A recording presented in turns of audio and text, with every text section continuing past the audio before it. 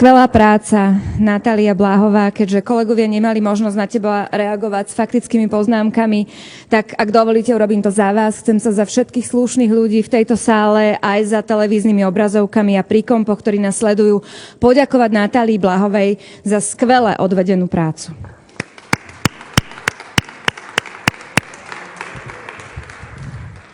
Pán minister, ja som nechcela, aby predo mnou vystúpil pán predseda vlády. Inak ja byť na jeho mieste, tak po tom, čo tu uviedla kolegyňa Natália Bláhová, tak by som nenašla tú odvahu vystúpiť.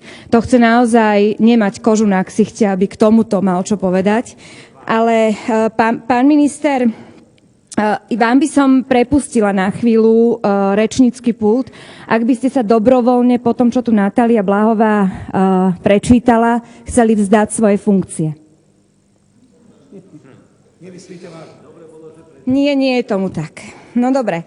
Tak musím povedať v tom prípade, že mať toto pod sebou, o čom pred chvíľou hovorila kolegyňa Natália Bláhová, ako minister sociálnych vecí a rodiny, toto sa volá dno. A hovorí sa, že dosiahnuť dno môže byť niekedy osožné, lebo od dna sa môžete odraziť. Ak dnes minister Richter nepadne, od dna sa táto vládna koalícia, táto vláda nikdy neodrazí. Ak nepadne, bude to znamenať, že oni sú schopní to dno ešte preraziť.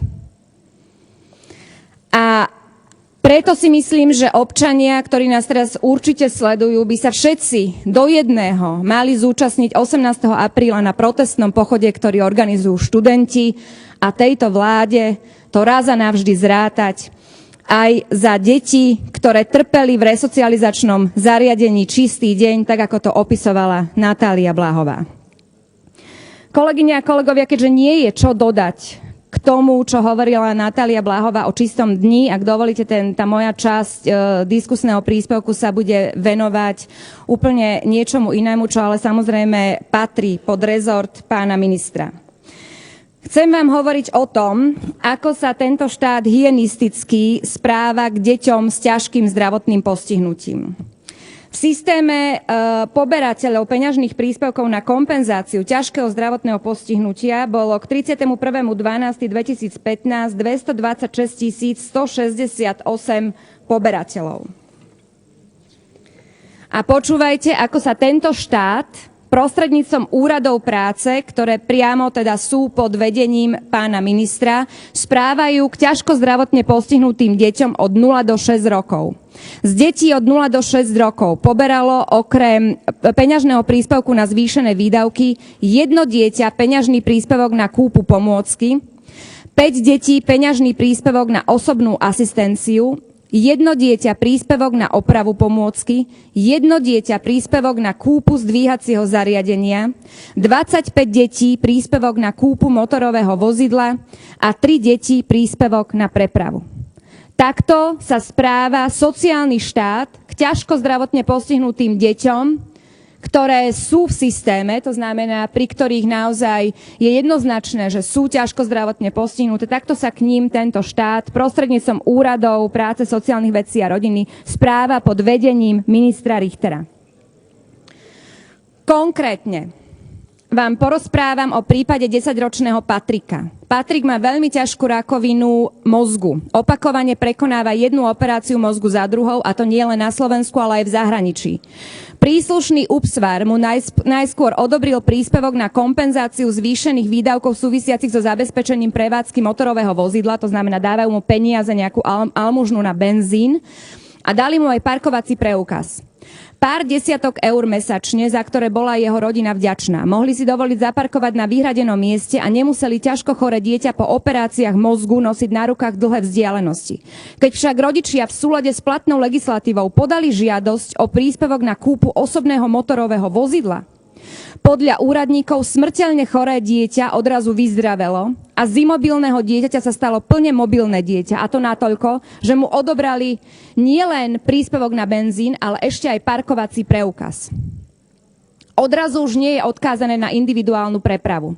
Myslíte si, že sa odvolali voči tomuto rozhodnutiu, pán minister? Tak ste mi to radili, keď sme spolu boli v teatrojke, že predsa títo ľudia majú možnosť sa odvolať. Nie, neodvolali sa, pretože nenašli na to silu, lebo tú poslednú, ktorá im zostala, investovali do toho, aby sprevádzali svoje umierajúce dieťa poslednými dňami. Ďalším odstrašujúcim príkladom je prípad 4-ročného Maťka a jeho rodiny, ktorá si prešla peklom. A to nielen pri liečbe a zhoršujúcom sa stave svojho syna, ale aj na Úrade práce sociálnych vecí a rodiny pri vybavovaní kompenzácií.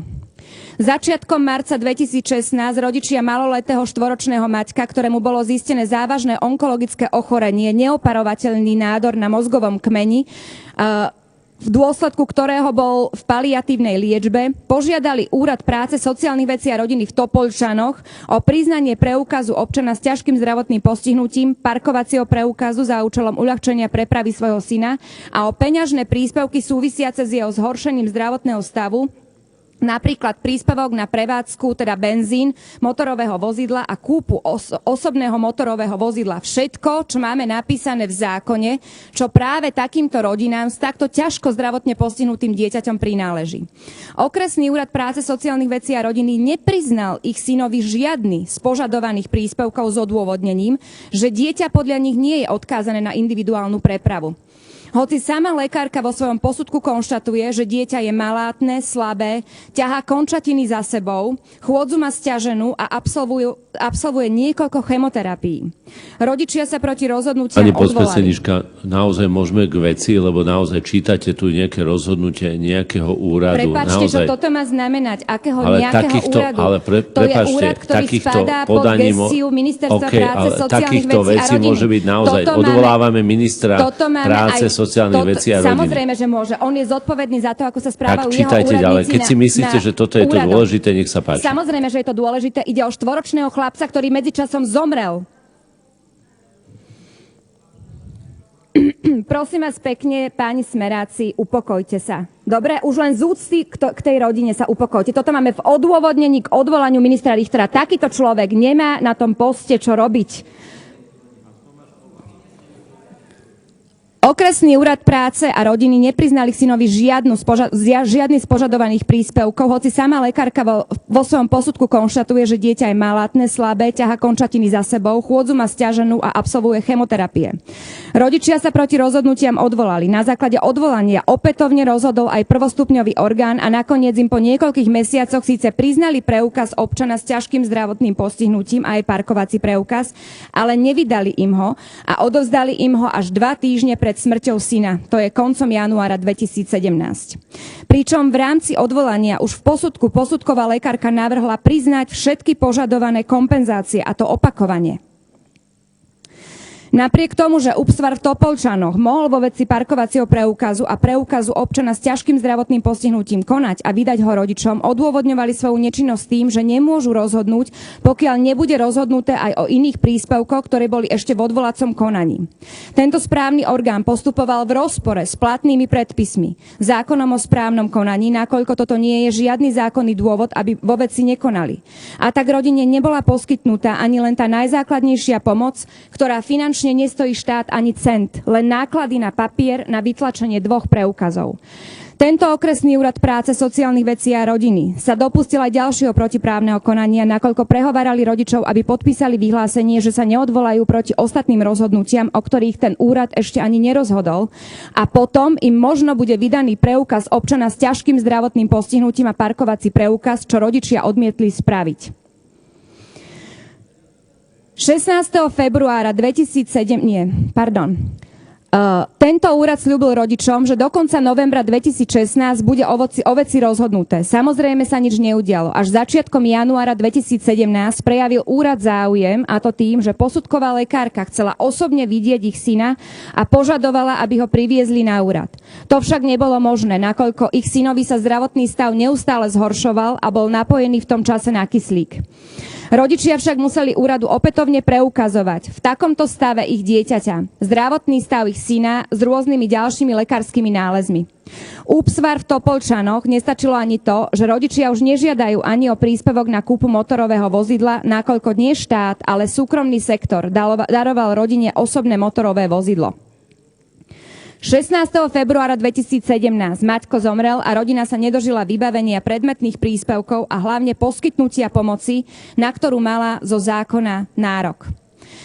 Vážené kolegyne, kolegovia, tento prípad, a takýchto sú desiatky takýchto prípadov a stovky na Slovensku, je exemplárnym príkladom nezákonného, nesprávneho a nehumánneho prístupu a absolútneho zlyhania zamestnancov tzv. Sociálnych pracovníkov a lekárov úradov práce, sociálnych vecí a rodiny na oboch stupňoch. Ak opomenieme hrubé porušovanie zákonov Úpsvaru v Topolčanoch, vrátane posudkovej lekárky, ktorá bola absolútne nekompetentná a nezodpovedná, inak by vo veci na prvom stupni nemohla rozhodovať tak, ako rozhodla, čo je samozrejme nepriateľné. Aký malo ústredie práce, sociálnych vecí a rodiny zákonný dôvod, aby sami nerozhodli vo veci, keď na základe zdravotnej dokumentácie bolo zrejmé a nepochybné, že sa jedná o ťažko zdravotne postihnutie, ktoré je nezmeniteľné a nevyliečiteľné. Inými slovami, nechali dieťa zomrieť, kým rozhodli o tom, že zalejú 2 preukazy do umelej hmoty.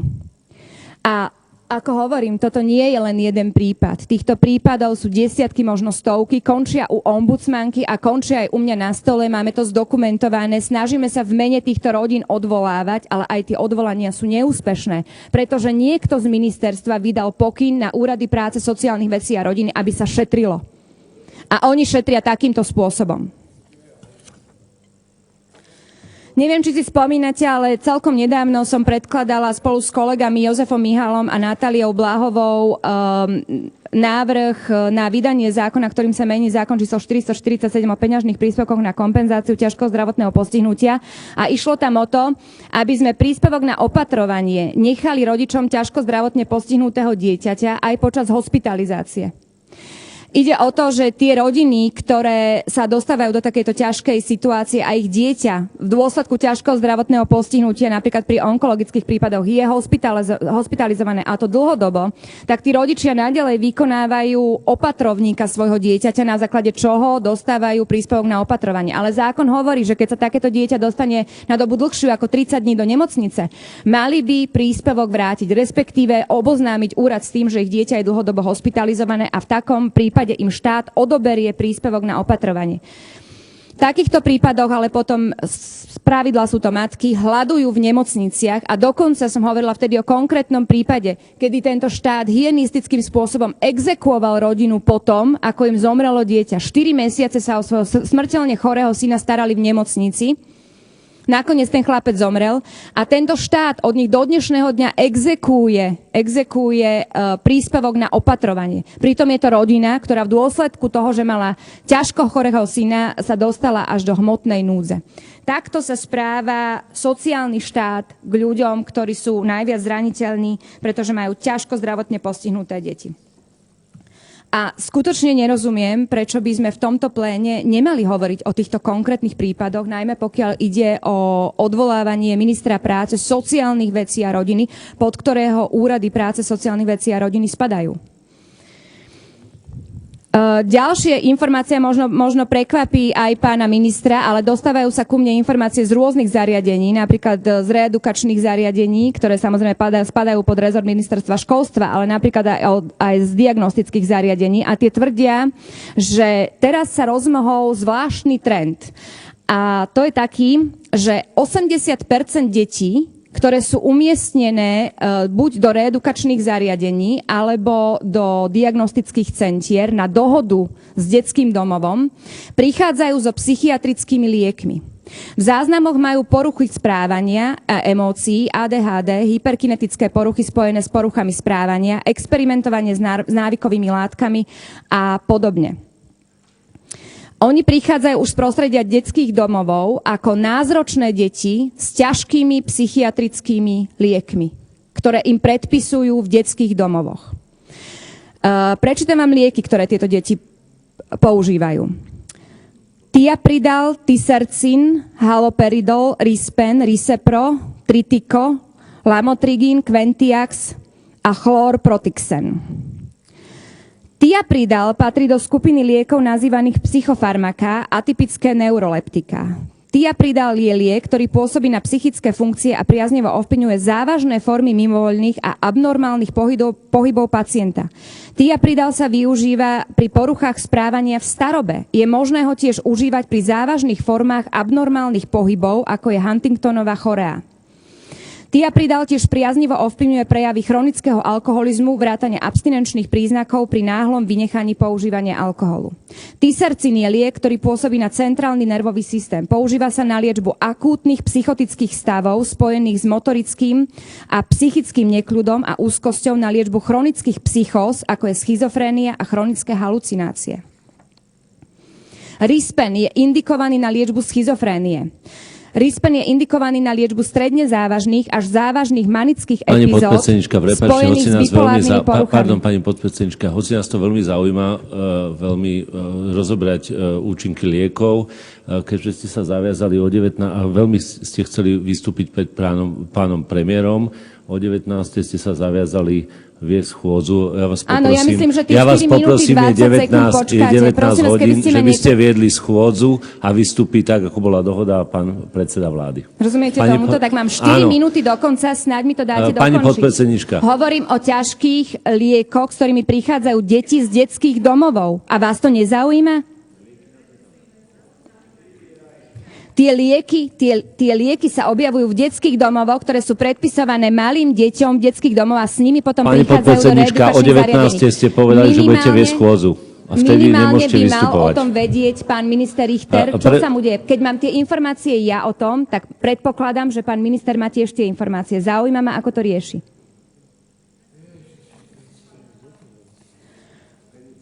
A posledná vec, ja nehovorím o penicilíne, ale o ťažkých psychiatrických liekoch, ktoré sa predpisujú zväčša dospelým osobám. Posledná vec, o ktorej som chcela hovoriť, je manipulácia štatistík nezamestnanosti. Tvrdím, že pán minister Richter manipuluje vo veľkom štatistiky nezamestnanosti. Dal príkaz na úrady práce, aby ľudí vyhadzovali z evidencie. Ide v prvom rade o zdravotne postihnutých občanov. Mám desiatky mailov, v ktorom mi ľudia píšu, že ich oslovujú pracovníci z odborov zamestnanosti, aby sa nechali dobrovoľne vyradiť, že sú tam zbytočne a že štát za nich aj tak platí poistné a podobne. Ľudia naletia, úradníci im tvrdia, že aspoň nebudú štátom prenasledovaní a nebudú sa musieť hlásiť na úrady práce. Ľudia si však neuvedomia, že tak strácajú možnosť zamestnať sa a zamestnanie je pre nich jediná možnosť, ako sa integrovať do spoločnosti. Rovnako sa zbavujú na úradoch práce z evidencie nezamestnanosti ľudí v hmotnej núdzi, dlhodobo nezamestnaných, predovšetkým z prostredia rómskych osád. Poberateľov rodičovského príspevku klamú, že nemôžu poberať rodičovský príspevok na dieťa do 3 rokov a popritom byť v evidencii a tak podpíšu papier o vyradení. A tak sa pripravia podvodom o možnosť zamestnanca, lebo keďže nie sú v evidencii, potenciálni zamestnávateľia ich nezamestnajú. Keďže stratia nárok na poberanie príspevku na zamestnanie evidovaného nezamestnaného, paragraf 50 je. Rovnako úrady požadujú od evidovaného nezamestnaného do 3 dní potvrdenie o zamestnaní, lenže to sa nedá získať. Píšu mi ľudia, ktorí získavajú vo veľkom ľudí z evidencie, napríklad pre SBS-ky, a oni sami sa zastávajú týchto evidovaných nezamestnaných, že nie je možné im takýto doklad zabezpečiť, lebo najprv zbierajú dostatok životopisov a až potom organizujú pracovný pohovor. Keď ale evidovaný nezamestnaný neprinesie potvrdenie do 3 dní, vyraďujú ho z evidencie. Preto tvrdím, že tlačovky pána Richtera sú klamstvom, vyhadzujú ľudí z evidencie a snaží sa im tak zničiť možnosť zamestnať sa. A to všetko len preto, aby sa každý týždeň s klesajúcimi číslami mohol objaviť na TA3. Veľmi pekne vám ďakujem, kolegovia, hlavne vám, ktorí ste tlieskali. Ďakujeme veľmi pekne. Nech sa páči.